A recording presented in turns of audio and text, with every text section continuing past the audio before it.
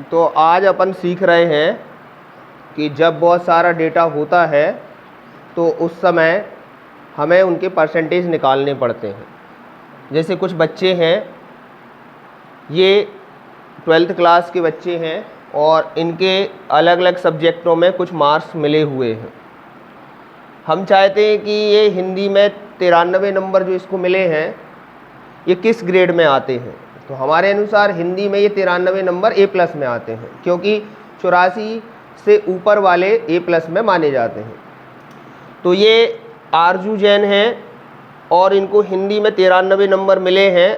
हम ये पता करना चाहते हैं कि 93 नंबर किस ग्रेड के हैं। ऐसे सभी छात्रों का डेटा है ये, और ये अलग अलग छात्रों को अलग अलग विषय में अलग अलग अंक मिले हुए हैं।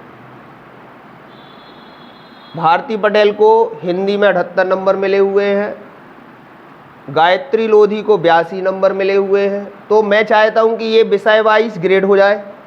विषय वाइज ग्रेड का मतलब समझ रहे हैं, हर छात्र का ग्रेड यहाँ ऑटोमेटिक आ जाए। आपको हाथ से कीबोर्ड से नहीं लिखना है, क्योंकि आप कीबोर्ड से लिखेंगे तो प्रत्येक का लिखना पड़ेगा अलग अलग, और अगर आप एक फॉर्मूला लगा देते तो सबका लग जाएगा अलग अलग। तो मैं ऐसे ही इंग्लिश के ग्रेड निकालना चाहता हूँ, संस्कृत के ग्रेड निकालना चाहता हूँ, मैथ के ग्रेड निकालना चाहता हूँ, इसी प्रकार साइंस के ग्रेड और सोशल साइंस के ग्रेड, और इन सब का टोटल निकाल के उनके परसेंटेज, फिर परसेंटेज का भी ग्रेड बनाना चाहता हूँ। जैसे किसी की 84% बनी, 84% में वह किस ग्रेड में है। तो कुल मिला के ये पूरा रिजल्ट तैयार करने के लिए हमें क्या करना पड़ेगा, कुछ फॉर्मूले की मदद लेनी पड़ेगी। अगर हम फॉर्मूले की मदद नहीं लेंगे तो आप समझिए कि क्या होगा, ये बहुत लेंदी हो जाएगा, बहुत सारा काम करना पड़ेगा, इसमें घंटों का काम हो जाएगा। और इसे हम फॉर्मूले की मदद से 1 या 2 मिनट में भी कर सकते हैं। ठीक है, तो क्वेश्चन समझ में आ रहा सबको कि नहीं आ रहा, बताओ। आ रहा सबको? तो क्या करना है आपको, ओवरऑल समझ में आया? क्या करना बताओ। आपको प्रत्येक सब्जेक्ट के अंकों का ग्रेड बनाना है, फिर उसका टोटल भी करना है, और टोटल के परसेंटेज भी बनाना है, और परसेंटेज के बाद उसका भी ग्रेड बनाना है। ठीक है, बहुत महत्वपूर्ण काम। ऐसे कार्य जब आप किस में करते हैं, किसी कंपनी में जाते हैं, तो ये कार्यों को आपको करना पड़ता है, या किसी स्कूल में जाएंगे या किसी ऑफिस में जाएंगे तो आपको ये कार्य करना पड़ेगा। ठीक है, तो चलो अपन इन पे काम करते हैं, ग्रेड कैसे निकालते हैं देखते हैं अपन। ठीक है, ध्यान से देखेंगे, ग्रेड निकालना आसानी से अपन सीख सकते हैं। सबसे पहले आपको इस स्थान पर ये जो 93 लिखा है, दिख रहा है सबको, इस स्थान पर आपको ये देखना है कि कोई भी वैल्यू आ जाए। अभी तो 93 लिखी, कितनी लिखी? अब मान लो 50 होती, यहाँ पर कितनी होती तो उसका ग्रेड चेंज हो जाता। तो अभी तो हम इस नंबर के हिसाब से A+ लिख देते, किंतु जब यहाँ कोई और नंबर आता तो वो ग्रेड A+ नहीं कहलाता। तो उस समय हमें ग्रेड ऑटोमेटिक चेंज हो जाए कि वहाँ नंबर कुछ और लिखें तो ग्रेड चेंज हो जाए। जैसे हम 80 लिखें तो वो ग्रेड चेंज हो जाए, हम 50 लिखें उस स्थान पर तो ग्रेड चेंज हो जाए। तो इसके लिए हमें क्या लगाना पड़ेगा, फार्मूला। अब अच्छे से देखिए, थोड़ा बड़ा फार्मूला है, आप लोग ध्यान से देखेंगे, फिर हम इसको एक एक करके बताएंगे भी। ठीक है, सबसे पहले किसी भी फॉर्मूले की शुरुआत =टू से होती है, तो मैंने =टू लिखा। अब इसके अंदर पता है कंडीशन लगानी पड़ेगी बहुत सारी। क्या कंडीशन लगानी पड़ेगी कि इस स्थान पर 93 के स्थान पर कौन कौन सी ग्रेड आ सकते हैं। अभी फिलहाल ये किस ग्रेड में है, A+ में। तो हम लगाएंगे यदि यहाँ पर लिखी वैल्यू 84 से बड़ी है, यहाँ पर लिखी, कहाँ पर, 93 के स्थान पर, तो वहाँ पर A+ आना चाहिए। और अगर वहाँ पर लिखी वैल्यू 74 से ऊपर है, 74 से ऊपर है, तो वहाँ A आना चाहिए। इसी प्रकार 59 से अगर ज़्यादा है तो वहाँ पर B आना चाहिए। बात समझ में आ रही? इसी प्रकार 44 से ऊपर है तो वहाँ C आना चाहिए, और 32 से ऊपर है, 32 से, तो वहाँ D आना चाहिए। और 32 से नीचे है, 32 से नीचे है तो फेल आना चाहिए।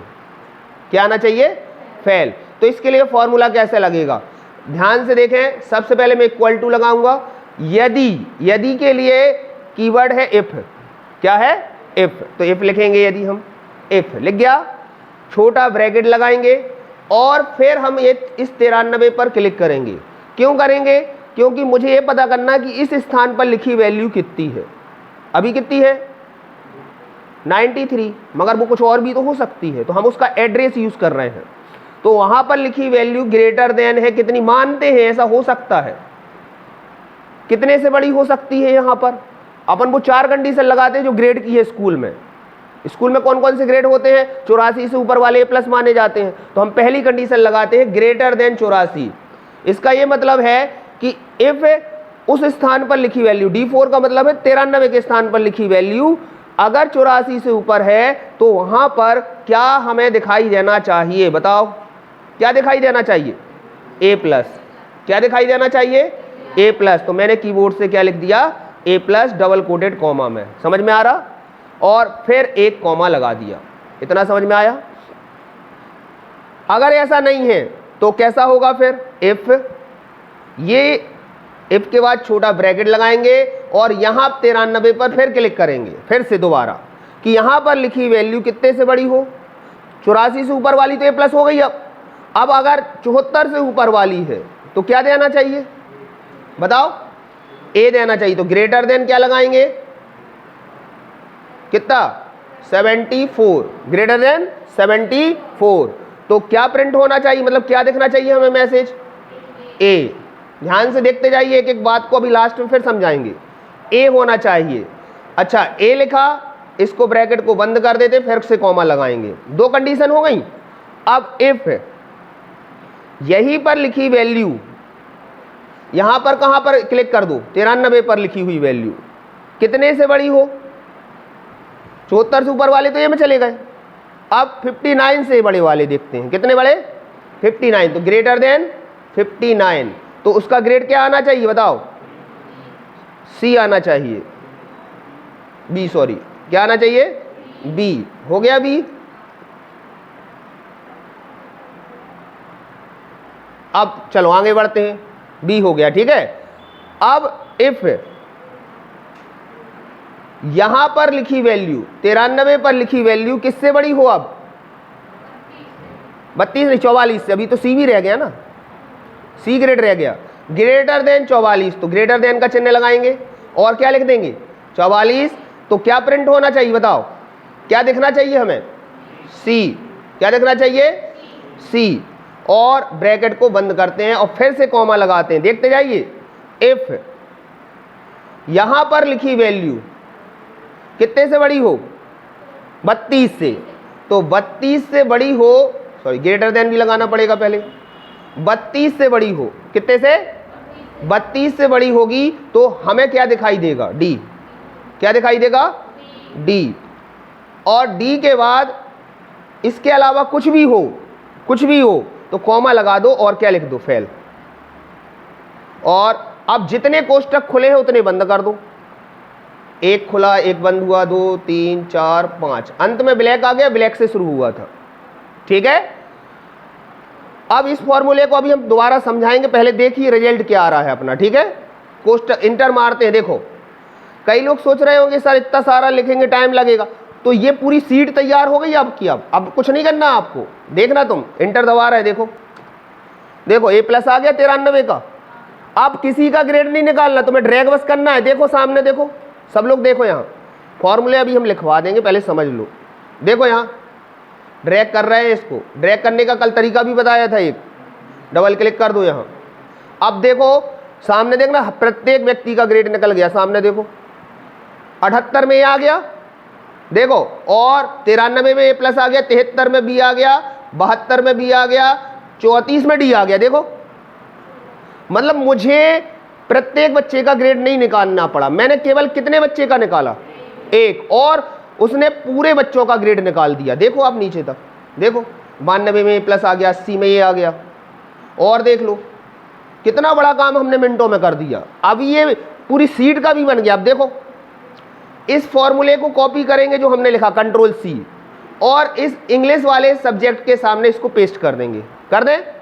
ये कर दिया। देखो अब इसको भी ड्रैग कर देंगे, इसके भी हो गए। फॉर्मूला कॉपी कर लिया हमने, नकल। इसी प्रकार इसमें भी पेस्ट कर देंगे। जैसे ही इसमें पेस्ट करेंगे इसके भी ग्रेड निकल जाएंगे। देखो 82 में ये आता है, अगर 84 से ऊपर होता तो ये प्लस हो जाता, और इसको भी हम ड्रैग कर देंगे, इसके भी हो गए। ठीक है, अब इसके बाद हम इस वाले के ग्रेड भी देखेंगे। देखो अब कैसे, अब इस वाले के ग्रेड कैसे निकालेंगे, देखो इसके भी सूत्र को कॉपी कर लेते हैं,